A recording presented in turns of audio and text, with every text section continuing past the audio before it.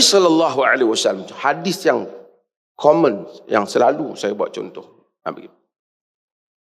Nabi sayang kepada Abu Dzar Al-Ghifari. Nabi puji dia, ahli ibadah. Tapi satu hari apabila Abu Dzar, dalam hadis yang diriwayatkan oleh Imam Muslim, datang kepada Nabi dan berkata kepada Nabi, "Ya Rasulullah, ala tastamilni?" Wahai Rasulullah, kenapa tidak lantik aku juga? Ramai orang dapat jawatan. Nabi kata, "Ya Abu Dzar, innaka dha'ifun, wa innaha amanah, wa innaha yawmal qiyamah khizyun wa nadamah illa man akhadhaha bihaqqiha wa adda alladhi ma alaihi fiha." Wahai Abu Dzar, engkau lemah. Jawatan ini amanah. Melainkan orang yang mengambilnya dengan keupayaannya dan menunaikan apa yang menjadi tanggungjawabnya. Abu Dzar bukan lemah iman, tapi ia lemah leadership. Orang yang bagus jadi tu imam di masjid, belum tentu bagus menjadi ketua di dalam persatuan. Orang yang hebat berceramah agama, khatib yang hebat, pandai belajar agama, belum tentu boleh menjadi pemimpin negeri dan negara.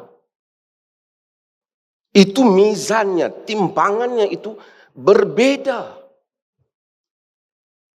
Apabila kita tidak tahu perbedaan itu, kita melantik hanya kerana orang ni bagus, dia kelihatannya bagus, ustaz ceramah pandai, kita bagi jawatan yang bukan keupayaannya. Itu salah.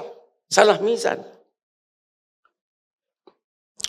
Inna khaira man istajarta al-qawiyul amin. Sebaik-baik orang yang engkau ambil bertugas itu kuat dan amanah. Ini perjumpaan saya awal dengan Dr. Ashraf Wajdi. Saya membaca buku Syekhul Islam Ibn Taymiyah, As-Siyasatu Syar'iyah, tentang bagaimana Ibn Taymiyah menghuraikan pemikiran ini. Yang terbaik untuk kamu ambil bertugas ialah orang yang ada keupayaan dan amanah. Maksudnya, keupayaan untuk menjadi pemimpin atau keupayaan pada jawatan berkenaan dan ada amanah. Kita kadang-kadang berjumpa orang, kalau kita berjumpa qawiyun amin, maksudnya dia sangat berupaya dan sangat amanah. Itu the best. Kadang-kadang kita jumpa orang, amanahnya bagus, agamanya bagus, kepimpinannya tidak bagus.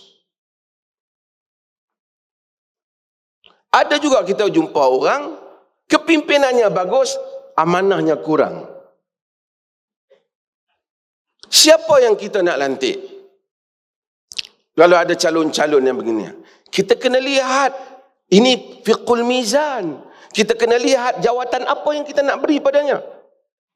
Jawatan itu menuntut kepimpinan yang hebat ke? Ataupun menuntut amanah yang tinggi? Di medan perang, dia orang soleh saja tak jadi. Kena orang berani. Kalau duk subhanallah, subhanallah, orang tembak tak boleh. Mesti berani, walaupun kadang-kadang rakus sedikit.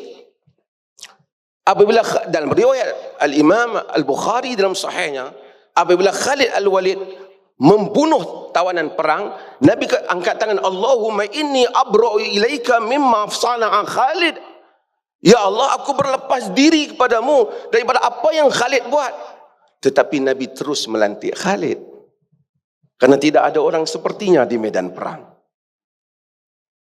Kadang-kadang kita terpaksa beri pada satu orang itu bukan kerana dia is the best, tapi he's the only option that we have.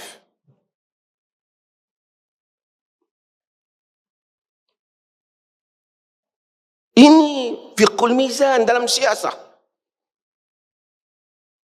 Ada orang soleh pergi perang, Masya Allah, orang tembak Alhamdulillah, tak boleh. Dia nak kena yang panjat, tapi dia ni bab lain liang sikit.